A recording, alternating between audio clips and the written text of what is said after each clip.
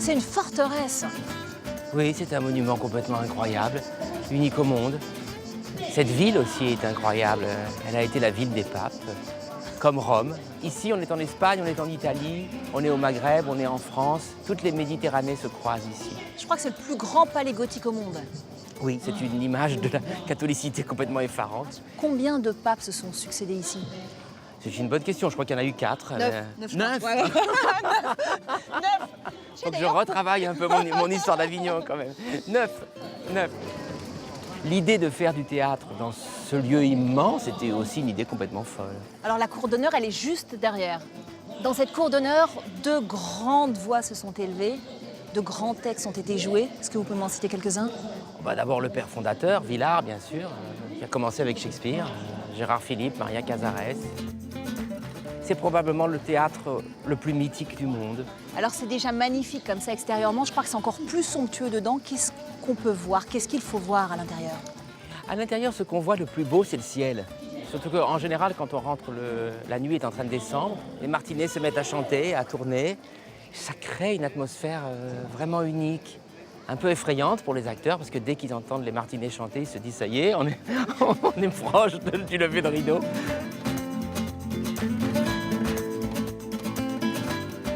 Bonjour Olivier Py. Bonjour Valérie. Le pape en ce royaume cette année, c'est vous, à double titre. D'abord parce que vous êtes le directeur de ce festival d'Avignon depuis 2014. Ensuite parce que derrière ces murs, dans la cour d'honneur, vous mettez en scène Shakespeare, Le Roi Lear. Alors je compte sur vous dans cette émission pour nous dire tout ce qui se trame à Avignon en ce mois de juillet. Mais avant, vous nous faites découvrir les coulisses du spectacle. Allez, on y va. On y va.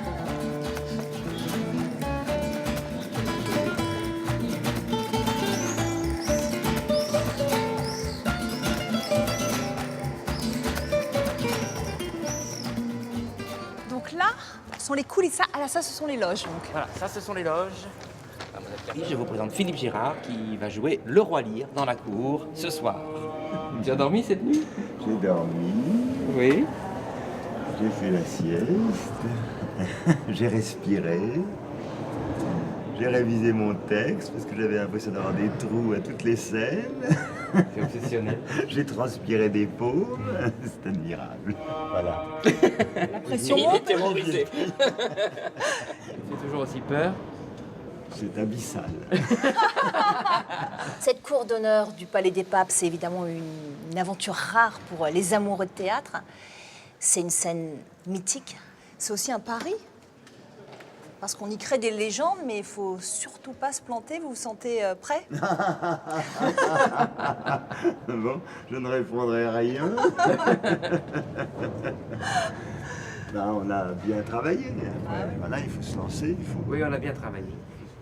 chanter sous les étoiles, c'est inespéré. C'est la cour d'honneur, c'est le must, c'est le rêve de tout acteur de pouvoir jouer là. Un rêve qui devient réalité. Olivier, Le Roi Lear, c'est une pièce qui parle de la souffrance humaine, des drames familiaux. C'est une pièce évidemment qui parle de politique, d'orgueil. Ce sont des thèmes très actuels. Oui, c'est vrai, mais c'est une pièce qui essaie d'imaginer ce que serait l'Europe si elle perdait les valeurs de l'humanisme. Alors, c'est une pièce désespérée. Elle n'est pas désespérante, mais parce qu'elle est pleine d'énergie et qu'elle est pleine de beauté, mais son propos est très noir. On est à -20. 20 minutes de la représentation. La pression commence à monter. Il dit, Amira avec ce magnifique perruque blonde. Cicciolina. Ça fait résonner, alors on les entend chauffer leur voix comme nulle part ailleurs. C'est vrai que la cour, c'est très très physique. c'est vocal et c'est Ah très oui, il difficile. faut avoir de la puissance quand même. Il faut un entraînement de sportif. Ce sont des sportifs de haut niveau qui jouent la cour. Les hommes tranquilles, laissez loin le bruit des villes. Et là, avant de jouer, c'est bien d'avoir la logothérapie. Et vous contrôlez, vous, d'ici de temps en temps ou vous êtes toujours... Moi, je ne contrôle plus rien là. Passé cette limite, je ne contrôle plus rien. Fort heureusement d'ailleurs. Vous êtes relax, vous, à 20 minutes de la scène, là? Tu vas mettre ton costume à un moment? Oui, je pense. Au revoir les amours. On y va? C'est parti? 2h30 et 13 comédiens sur scène pour illustrer une apocalypse qui emporte tout. Le roi, sa cour, tout un système de pensée, sans le moindre espoir de rédemption.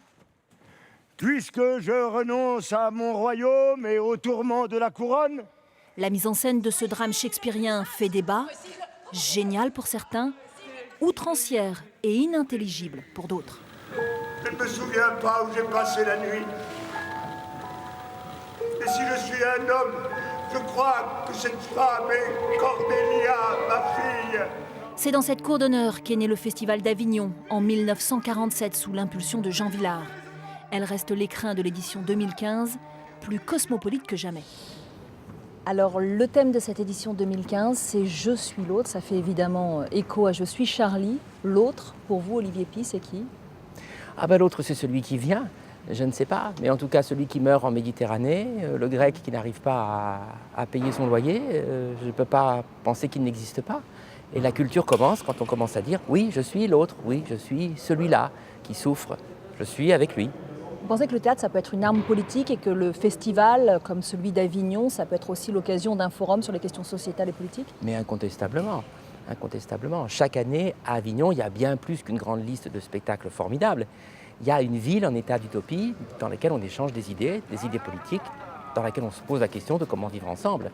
Comment s'annonce cette édition 2015? Vous nous avez promis un feu d'artifice artistique. Oui, c'est vrai, un festival toujours plus international, avec des pays qui ne sont pas beaucoup venus au festival précédemment, et notamment des pays du Sud. On s'intéresse beaucoup au monde arabe et aux pays du Sud en général, un focus sur les artistes argentins, de l'indiscipline et de l'interdiscipline. C'est-à-dire qu'il n'y a pas que du théâtre à Avignon, il y a aussi de la danse, il y a aussi de la musique, et puis il y a aussi des artistes indisciplinaires.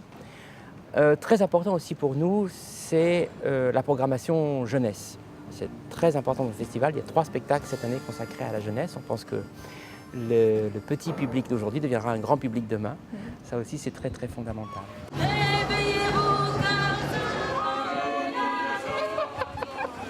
Voilà ce que l'on pouvait dire de l'édition 2015 côté in. On va maintenant aller humer l'air du temps et souffler des bougies côté off, le Festival Off qui fête ses 50 ans d'existence avec cet été plus de 1300 spectacles. Alors ce que vous voyez là, c'est la grande parade du off et nous on va s'éclipser pour aller rencontrer l'un de ses fondateurs, Gérard Gélas.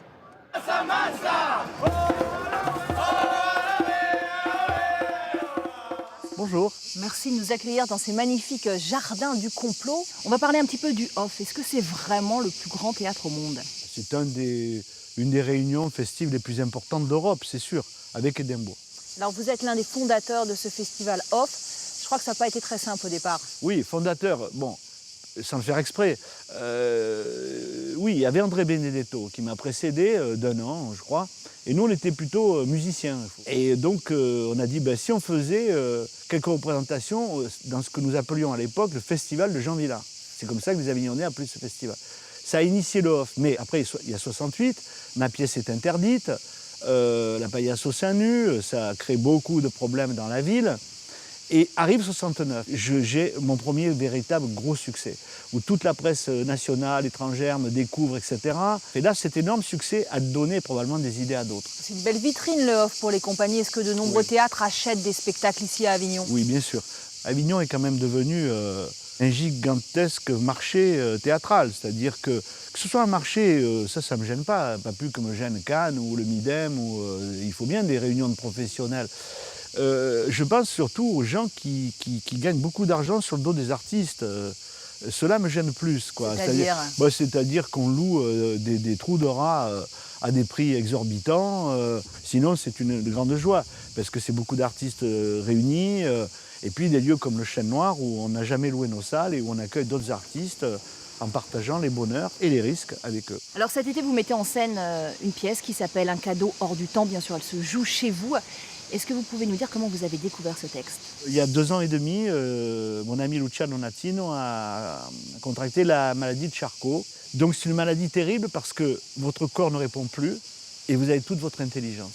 Lui s'est servi de son intelligence pour écrire ce qui sera, hélas, je pense, sa dernière pièce. Ce qui est un thriller psychologique qui met aux prises une neurologue qui, à la fin de sa journée, se fait braquer par un type, sauf que lui, il a la maladie de Charcot. Mais qu'est-ce qui vous passe par la tête? Je suis censée envoyer le récit de Bruno à tous ces gens, c'est ça? Y compris le ministère de la Santé et tous ces scientifiques, mais vous avez complètement perdu la raison, hein. Ça va? Ouais, ça va. Même si c'est la 5e fois que je tourne aujourd'hui. Bon, le off, c'est aussi l'occasion de découvrir de nouveaux talents, de jeunes artistes. C'est vrai que ça a toujours attiré beaucoup de talents. Pour parler d'un des plus dans la vitrine en ce moment, et à juste titre, Olivier Py, il sort du off, par exemple, il y a 30 ans. Et donc, de ce point de vue-là, pour les jeunes compagnies, Avignon est irremplaçable. Merci Gérard Gélas. On va suivre vos conseils, on va aller à la rencontre de jeunes talents. On a notamment entendu parler d'une troupe qui fait sensation sur scène en ce moment en faisant des sketchs d'improvisation et on va aller les voir. Chaque soir, au théâtre de l'Essaillon, pénétrer dans un casino des années 20. Un casino où l'on ne joue pas avec l'argent, mais avec les mots. Les spectateurs sont invités à lancer des thèmes qui donnent lieu à des histoires improvisées. Quand rien ne va plus, faites vos jeux, c'est juste pour rire. Afrique sera le thème de cette partie de baccarat. Écoute-moi bien, petit. T'es sûr? Ouais, je suis sûr que tu es petit. Pas par la taille, mais par... tu sais bien. Bonjour. Bonjour. Je m'incruste un peu. Tu fais quoi? Qui est qui? Moi, des fois, je suis un aventurier. Des fois... Je peux être un aventurier aussi, un croupier, le maître de cérémonie du spectacle, un mathématicien. Moi, je suis le mafieux, je ne change pas, tu vois, je suis mafieux. Mafieux. Ben, moi, je suis le musicien, je ne change pas non plus. Un spectacle d'improvisation, comme son nom l'indique, ça ne se répète pas. Comment est-ce que vous faites pour préparer vos spectacles? On travaille, on a tous une dizaine d'années d'expérience en improvisation théâtrale, en plus d'être des comédiens professionnels. Et on s'entraîne pour être capable, à chaque spectacle, à partir de n'importe quel mot que nous donne le public, de créer une histoire qui va être drôle ou poétique, dynamique. Tu veux t'échauffer avec nous? Je vais essayer, mais moi, j'ai pas 10 ans d'expérience, mais je veux bien. Donc là, on va se passer de l'énergie, tout simplement. D'accord. Donc on va imaginer que, hop, j'ai une boule d'énergie dans les mains, d'accord. Et on va la passer en disant « Ya ». T'as le droit de l'arrêter en disant « bloc ». Ou t'as le droit de la laisser tranquille et qui veut la reprend et la rejette. Tu la lances, Romain? On y va. Vas-y. Ya.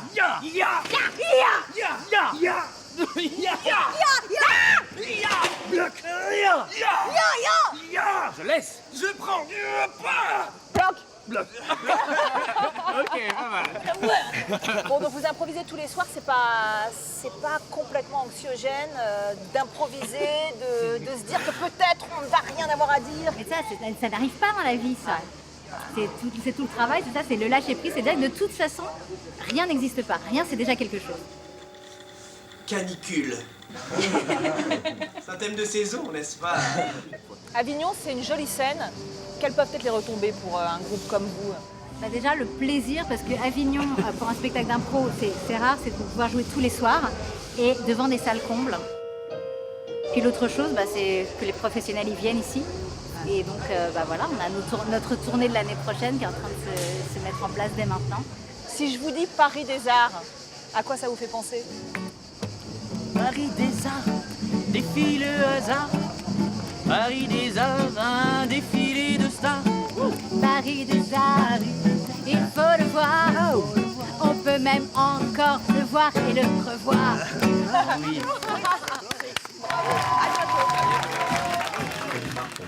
Avignon, vous l'aurez compris, c'est un grand écart artistique de Shakespeare à YouTube. Il n'y a souvent qu'un pas. Pour notre questionnaire du Paris des Arts, on a décidé de passer au gris un artiste qui fait le buzz sur la toile et qui est tombé amoureux des planches. Ici, PK veut dire pourquoi.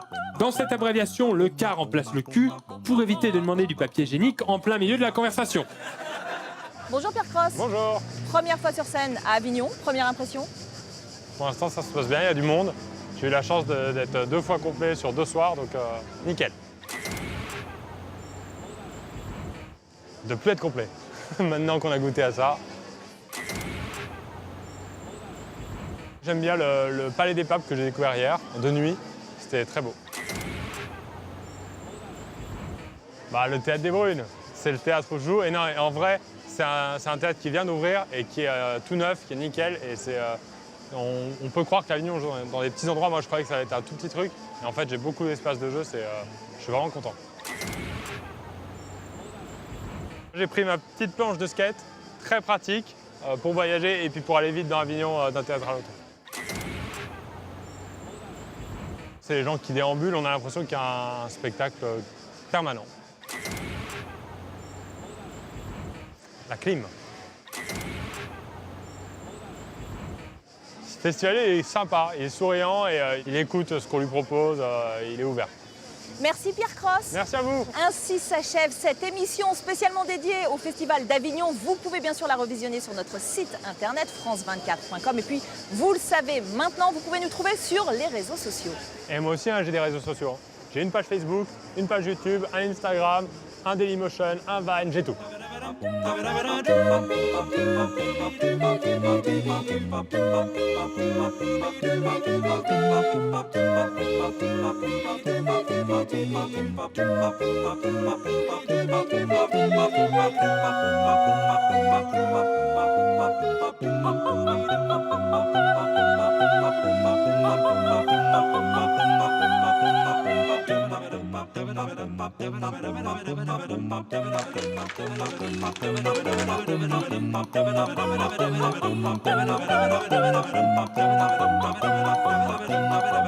Thank you.